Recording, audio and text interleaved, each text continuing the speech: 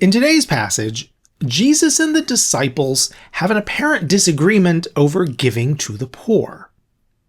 And it really doesn't go the way you might expect.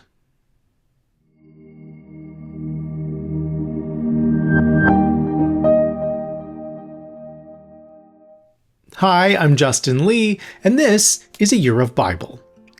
Well, we're getting close to the end of Mark in our daily readings, and in today's chapter, things are about to take a sudden turn. Although, really, it's something Jesus has been predicting all along. Let's read.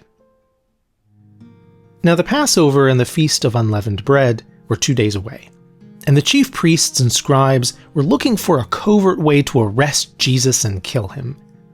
But not during the feast, they said, or there may be a riot among the people. While Jesus was in Bethany, reclining at the table in the home of Simon the leper, a woman came with an alabaster jar of expensive perfume made of pure nard. She broke open the jar and poured it on Jesus' head. Some of those present, however, expressed their indignation to one another. "Why this waste of perfume? It could have been sold for over 300 denarii and the money given to the poor." And they scolded her. But Jesus said, "Leave her alone. Why are you bothering her? She has done a beautiful deed to me. The poor you will always have with you, and you can help them whenever you want, but you will not always have me.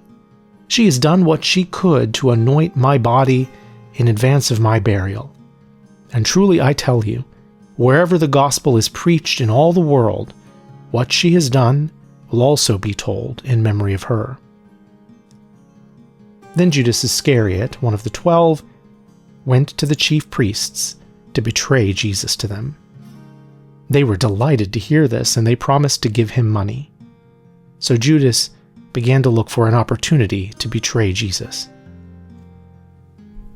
On the first day of the Feast of Unleavened Bread, when the Passover lamb was to be sacrificed, Jesus' disciples asked him, "Where do you want us to prepare for you to eat the Passover?"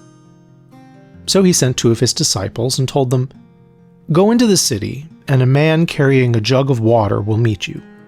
Follow him, and whichever house he enters, say to the owner, 'The teacher asks, where is my guest room, where I may eat the Passover with my disciples?' And he will show you a large upper room furnished and ready. Make preparations for us there." So the disciples left and went into the city, where they found everything as Jesus had described, and they prepared the Passover.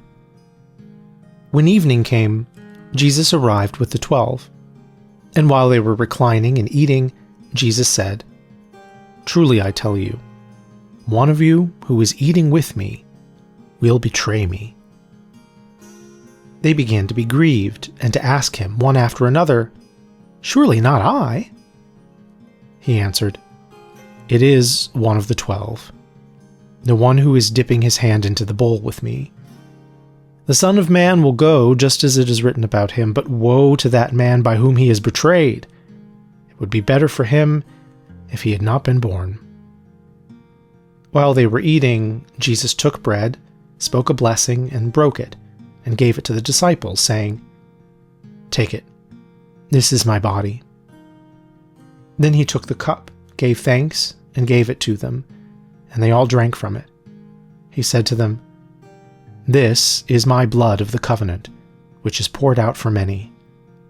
Truly I tell you, I will no longer drink of the fruit of the vine until that day when I drink it anew in the kingdom of God." And when they had sung a hymn, they went out to the Mount of Olives. Then Jesus said to them, "You will all fall away, for it is written, 'I will strike the shepherd, and the sheep will be scattered.' But after I have risen, I will go ahead of you into Galilee." Peter declared, "Even if all fall away, I never will."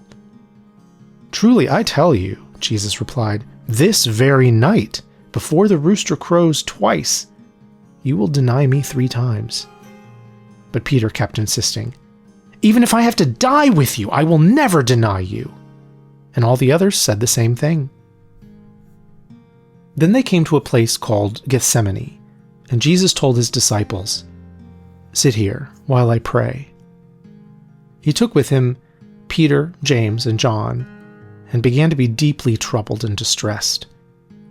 Then he said to them, "My soul is consumed with sorrow to the point of death.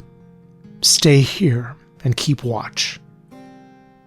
Going a little farther, he fell to the ground and prayed that if it were possible, the hour would pass from him.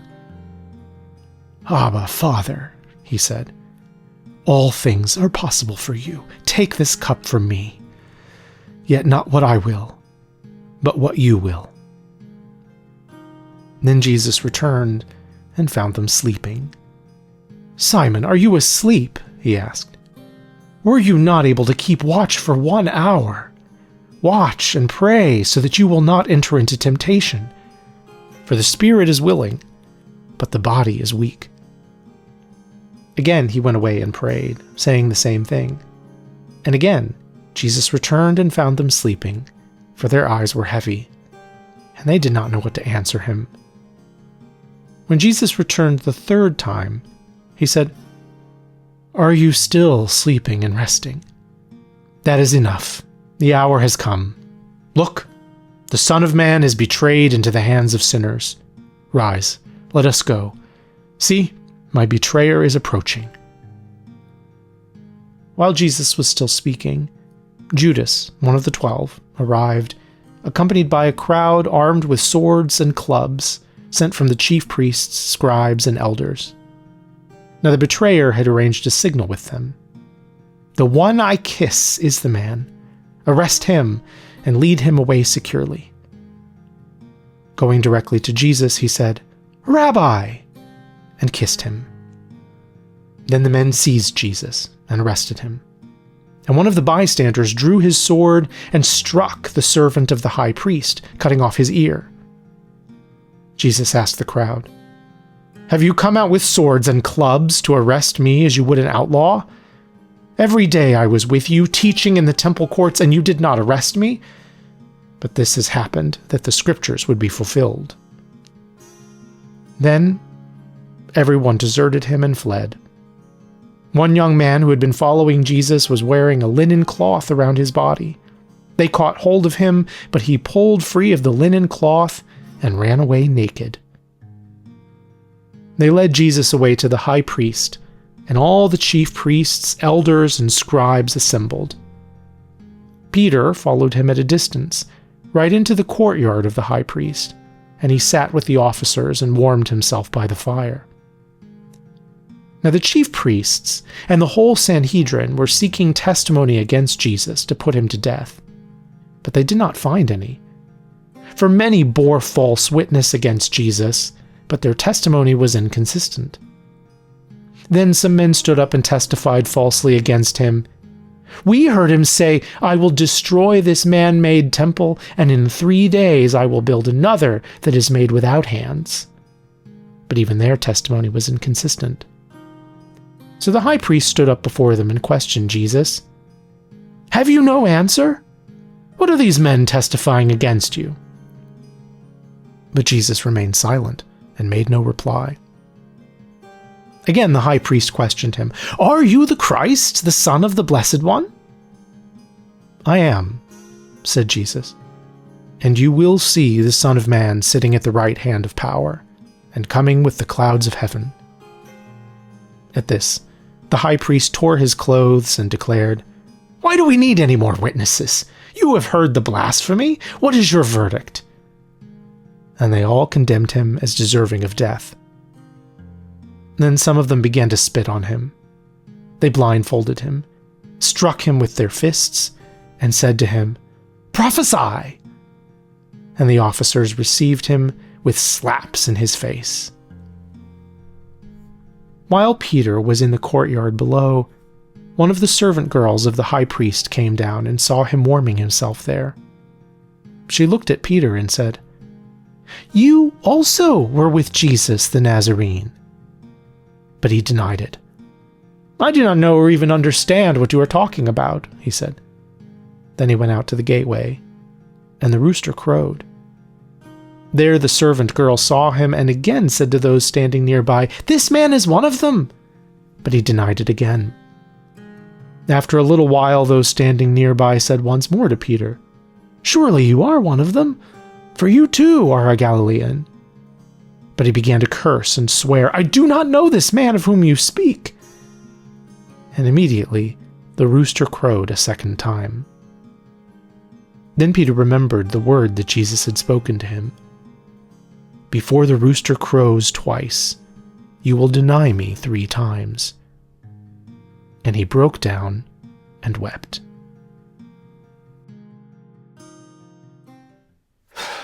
So, obviously the big story of this chapter is the betrayal and arrest of Jesus, which we'll come back to again in the other gospel accounts. But today I'd like to focus on a different part of this chapter, the story of the woman with a jar of expensive perfume. Now, Mark doesn't name this woman, but according to the Gospel of John, the woman in question was named Mary. Not Mary, the mother of Jesus, but a different Mary. Mary, who, along with her sister Martha and brother Lazarus, were close to Jesus. If you grew up in church, that all probably rings a bell for you. And if not, don't worry, we'll come back to them as the year goes on. So, Mary has this jar of very expensive imported perfume. This wasn't some impulse buy. You couldn't just run to the Sephora at the mall and pick this kind of stuff up. This was fancy stuff. How expensive are we talking? Well, 1 denarius represented a day's wages for your average laborer. You work all day, you get 1 denarius. This perfume is worth about 300 denarii. So assuming you're not working on Sundays, we're talking about a year's salary for this perfume. Now, imagine you're hanging out with Jesus, and you just heard him tell a rich guy the other day that he should sell all his possessions and give the money to the poor. Then today, this woman comes in with this super valuable jar of perfume, and you're thinking, oh man, if she sells that, that could pay for a full year's living wage for someone. Think what we could do with that. You're already thinking of all the possibilities if this woman will just agree to sell this jar. And then, before you can stop her, she breaks it open and pours the perfume on Jesus' head. And you're just like, stop! No, what are you doing?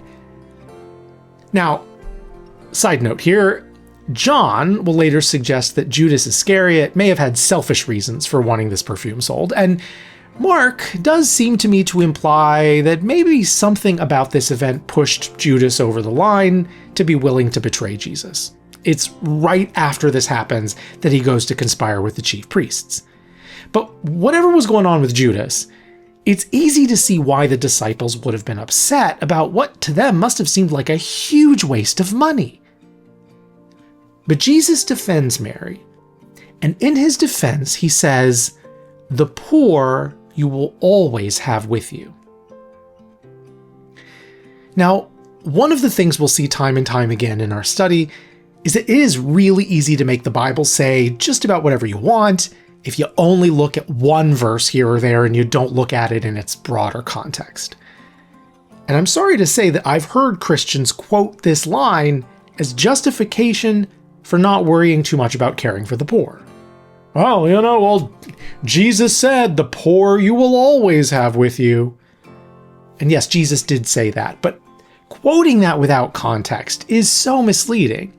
That's not even a verse out of context, it's a fraction of a verse out of context. And it should be clear from many other passages, including the story of the rich young ruler, that caring for the poor was very important to Jesus. So why does Jesus say this? Well, at least 2 reasons, I think. First, we know from other passages that Jesus cares not just about our actions, but about the state of our hearts. What's going on with us internally that drives those actions? We talked about that with the story of the rich young man and how being willing to part with his wealth and influence in this life was an important step for him if he was going to have his heart in the right place. Well, likewise, Jesus knows that Mary's heart is in the right place here. She's selflessly sacrificing something valuable for Jesus' sake. And Jesus doesn't want the disciples giving her a hard time for performing a thoughtful, selfless act. It's like when someone goes to great lengths to get you a nice present for Christmas, you don't berate them for not giving you a different present that you wanted more. You say thank you. Even if there were other things Mary could have done with this money, this is what she chose to do, and for all the right reasons. For the disciples to criticize her for it is just rude and unkind. So, naturally, Jesus comes to her defense. But I don't think that's the only reason. We know not only that Jesus cares about our hearts, but also that Jesus has priorities. Some commandments, he says, are greater than others. Some situations call for exceptions to the rules. Jesus doesn't approach these sorts of things as black and white, always yes or always no. He looks at the situation. And here, the situation is that he's getting ready to be arrested and executed. He's going to die for the sins of the world, an event that will change the course of humanity. Now, giving to the poor is very important, but in this moment, something even more important is about to happen. And for whatever reason, Mary is the only one we see who seems to be tapped into the fact that something sacred is going on. Maybe she's been listening to Jesus better than the disciples have been, and she understands what's about to happen. We do know from another story that Mary was a good listener. Or maybe she doesn't fully understand, but she just feels a need deep in her spirit to do whatever she can to honor Jesus right now. Whatever the case, she's making a huge personal sacrifice, and Jesus says, she's anointing me for my burial. Now notice, Jesus doesn't just say, the poor you will always have with you. He says, she has done a beautiful deed to me. The poor you will always have with you, and you can help them whenever you want, but you will not always have me. She has done what she could to anoint my body in advance of my burial. It's misleading to quote Jesus here as just saying you will always have the poor. He says you will always have the poor, but you will not always have me. This is a unique event in all of human history, and it takes priority over everything, even other very important things like helping the poor. Jesus isn't diminishing the importance of helping the poor. He's simply pointing out the super plus ultra importance of this one-time only event. If we humans are willing to spend money for special events, weddings, anniversaries, holidays, funerals, then surely, if any event was worth spending some money on, it's this one. As the Son of God prepares to die to free us from the horrible mess we've created for ourselves. Mary seems to be aware of something critically important that the disciples are missing. And Jesus wants to make sure that that is honored, not only right then and there, but for all time. He says, wherever the gospel is preached in all the world, what she has done will also be told in memory of her. And that's why, today, even with all the other important things going on in this passage, I want to invite us all to stop and think about the gift of Mary. Not to rush past this story as something foreign to our experience, that weird story about a woman breaking a perfume jar, but to really stop and notice what's going on here, and to be inspired. May we seek to be like Mary, listening to Jesus and to his priorities. May we follow him even when his other followers get things wrong or miss what's important. And may we never fail to listen to the Spirit tugging at our hearts, saying, pay attention. This matters. Have the courage to do what's right, even especially in those moments when no one else seems to understand.